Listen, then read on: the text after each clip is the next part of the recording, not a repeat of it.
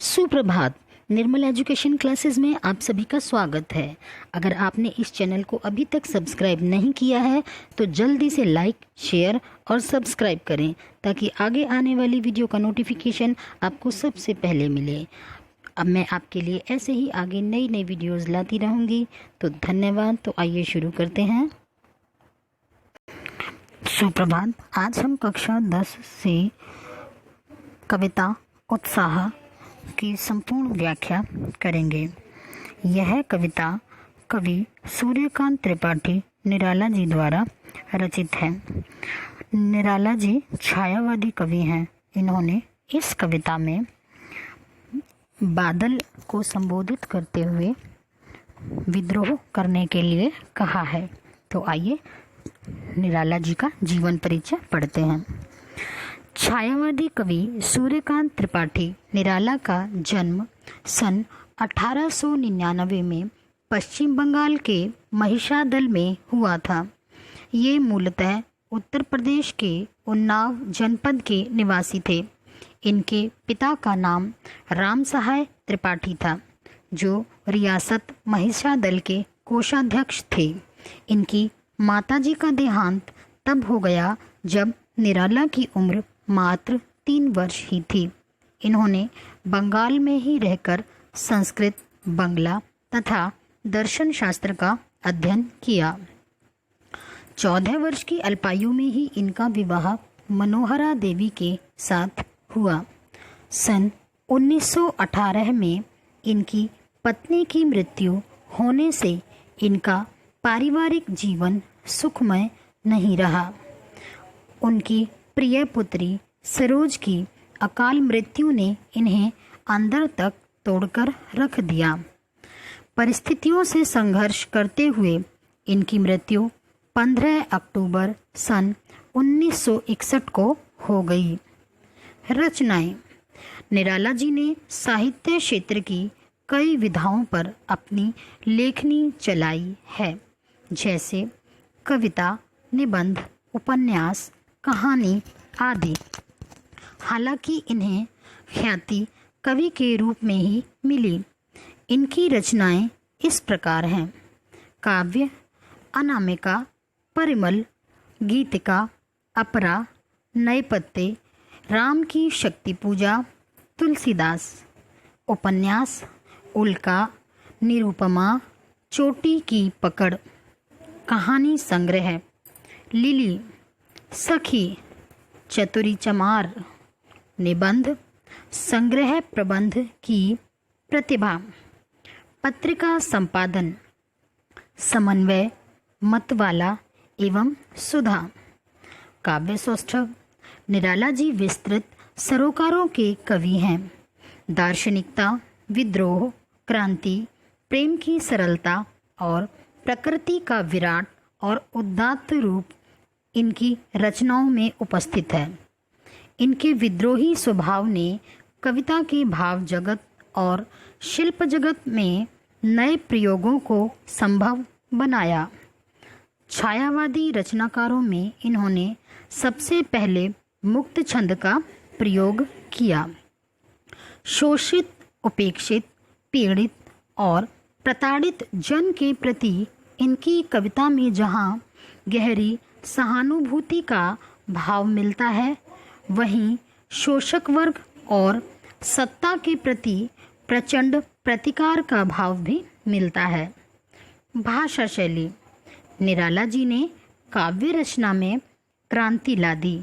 उन्होंने कविता को भी बंधन से छुड़ाया, उसे भी छंद बंधन से मुक्त किया। इनकी कविता में गागर में सागर भरने वाले परिमार्जित तत्सम शब्दों का भरपूर प्रयोग मिलता है, परंतु यह नहीं है कि इन्होंने अन्य शब्दों के प्रयोग से परहेज किया हो। बोलचाल की भाषा को साथ लेकर सदैव चलते रहे। इनकी कविताओं में संगीतात्मकता की स्पष्ट अनुभूति होती है। कविता में पूर्ण प्रवाह है। तो आइए प्रारंभ करते हैं कवि सूर्यकांत त्रिपाठी निराला द्वारा रचित कविता उत्साह। बादल गरजो, घेर घेर घोर गगन, धाराधर ओ। धाराधर का अर्थ है बादल। ललित ललित काले घुंघराले, बाल कल्पना के से पाले।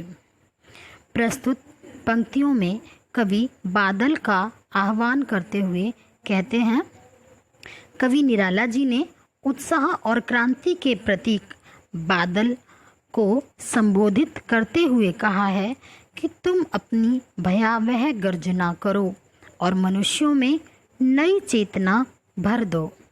हे बादल, संपूर्ण आकाश को घेरकर तुम भयानक गर्जना करो। विद्युत छवि उर्मे कवि नवजीवन वाले, वज्र छिपा नूतन कविता फिर भर दो, बादल गरजो। प्रस्तुत पंक्तियों में कवि ने कहा है, हे बादल तुम बरसो, तुम सुंदर और काले घुंघराले बालों वाले हो। अर्थात कवि कहता है कि तुम काले काले घने बादल हो, तुम बाल कल्पनाओं को लिए हुए हो। बाल कल्पना कैसे पाले, अर्थात एक छोटा बच्चा जिसके मन में अनेकों विचार आते हैं और वे अनगढ़ विचार कभी भी कोई सीमा लिए हुए नहीं होते, ठीक उसी प्रकार हे बादल तुम भी बच्चे की कल्पनाओं की भांति विशाल और अनगढ़ हो। तुम्हारे हृदय में बिजली की आभा है। हे बादल तुम नया जीवन देने वाले हो। तुम्हारे अंदर वज्र के समान अपार शक्ति है। तुम इस संसार में नई चेतना भर दो और गरजो। अपनी गर्जना से जन चेतना में विप्लव और क्रांति को जन्म दो। विकल विकल उन्मन थे उन्मन, विश्व के निदाघ के सकल जन। आए अज्ञात दिशा से अनंत के घन, तप्त धरा जल से फिर शीतल कर दो, बादल गरजो। विकल का अर्थ होता है परेशान, उन्मन अनमनेपन का भाव, निदाघ गर्मी। कवि के अनुसार गर्मी से परेशान अनमने मनुष्यों के हृदय में हे बादल तुम बरसकर शीतलता प्रदान करो। कवि कहता है, हे बादल तुम इतने ज़्यादा गरजो और बरसो कि निरंतर बढ़ती हुई गर्मी से विश्व के संपूर्ण जन जो अनमने एवं उदासीन हैं, जो गर्मी से व्याकुल हो रहे हैं, वे सब शीतलता का अनुभव करें। ऐसे समय में आकाश में अज्ञात दिशा से आकर गर्मी से तपती इस धरती को शीतल बना दो। हे बादल तुम अनजान दिशा से आओ और आकर इस तपती हुई धरती को अपनी वर्षा से शीतल कर दो। खूब बरसो, खूब गरजो, ताकि पीड़ित जन सामान्य को सुख का अनुभव हो एवं परिवर्तन का आभास हो। क्षितिज भाग 2 उत्साह कविता भावार्थ। प्रस्तुत पंक्तियों के माध्यम से, प्रस्तुत कविता के माध्यम से कवि ने बादल से फुहार या रिमझिम बरसने के लिए नहीं कहा, बल्कि गरजने के लिए कहा है। अर्थात कवि चाहता है कि संसार में विद्रोह का सूत्रपात हो, क्योंकि कवि बादलों को क्रांति का सूत्रधार मानता है। गरजना विद्रोह का प्रतीक है।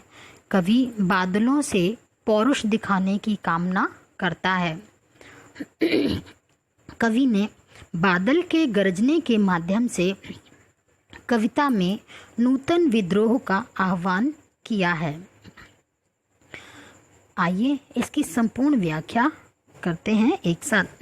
प्रस्तुत कविता एक आह्वान गीत है। इसमें कवि बादल से घनघोर गर्जन के साथ बरसने की कामना कर रहा है। बादल बच्चों के काले घुंघराले बालों जैसे हैं। कवि बादल से बरसकर सबकी प्यास बुझाने और गरज कर सुखी बनाने का आग्रह कर रहे हैं। कवि बादल में नवजीवन प्रदान करने वाला, बारिश तथा सब कुछ तहस नहस कर देने वाला वज्रपात दोनों देखते हैं। इसलिए बादल से अनुरोध है कि वह अपने कठोर वज्र शक्ति को अपने भीतर छुपाकर सब में नई स्फूर्ति और नई जान डालने के लिए मूसलाधार बारिश करे। आकाश में उमड़ते घुमड़ते बादल को देखकर कवि को लगता है कि वे बेचैन से हैं। तभी उन्हें याद आता है कि समस्त धरती भीषण गर्मी से परेशान है। इसलिए आकाश की अनजान दिशा से आकर काले काले बादल पूरी तपती हुई धरती को शीतलता प्रदान करने के लिए बेचैन हो रहे हैं। कवि आग्रह करते हैं कि बादल खूब गरजे और बरसे और सारे धरती को तृप्त कर दें। आइए कुछ कठिन शब्दों के अर्थ देखते हैं। धराधर बादल, उन्मन, अनमनापन, निदाग, गर्मी, सकल, सब, आभा, चमक, वज्र, कठोर, अनंत, जिसका अंत न हो, शीतल, ठंडा, छवि, सौंदर्य, उर, हृदय, विकल, बेचैन, अट, समाना, पाट पाट, जगह जगह, शोभा, श्री, सौंदर्य से भरपूर, पट, समा नहीं रही। आइए अब इसके प्रश्नों पर एक नज़र डालते हैं। कवि बादल से फुहार, रिमझिम या बरसने के स्थान पर गरजने के लिए कहता है, क्यों? कवि ने बादल से फुहार, रिमझिम या बरसने के लिए नहीं कहा, बल्कि गरजने के लिए कहा है, क्योंकि कवि बादलों को क्रांति का सूत्रधार मानता है। कवि जानता है कि गरजना विद्रोह का प्रतीक है। कवि बादलों से पौरुष दिखाने की कामना करता है।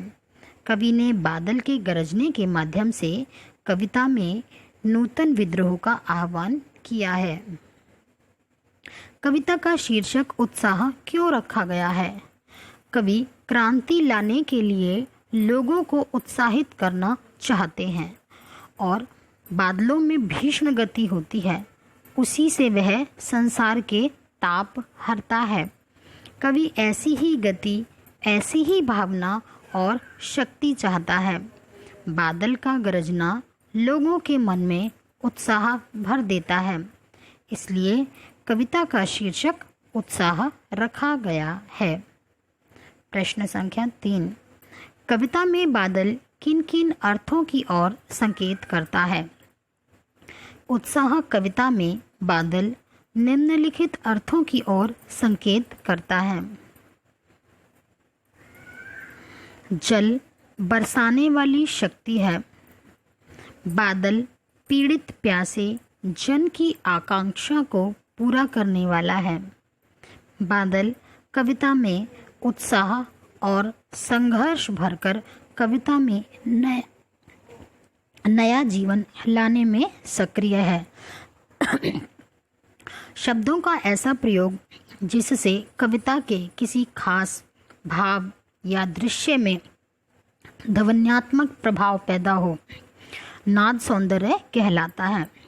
उत्साह कविता में ऐसे कौन से शब्द हैं जिनमें नाद सौंदर्य मौजूद है?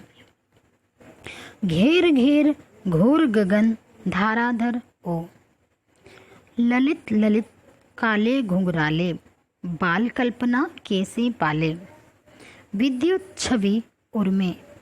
कविता की इन पंक्तियों में नाद सौंदर्य मौजूद है। तो इस कविता को यहीं समाप्त करते हैं। आगे नई कविता सूर्यकांत त्रिपाठी निराला जी द्वारा रचित अट नहीं रही है लेकर आपको नेक्स्ट वीडियो में बहुत जल्दी मिलेंगे। प्लीज़ अगर आपको ये वीडियो अच्छी लगी है तो आप मेरे चैनल को सब्सक्राइब करें और बेल आइकन के बटन को प्रेस करें। धन्यवाद।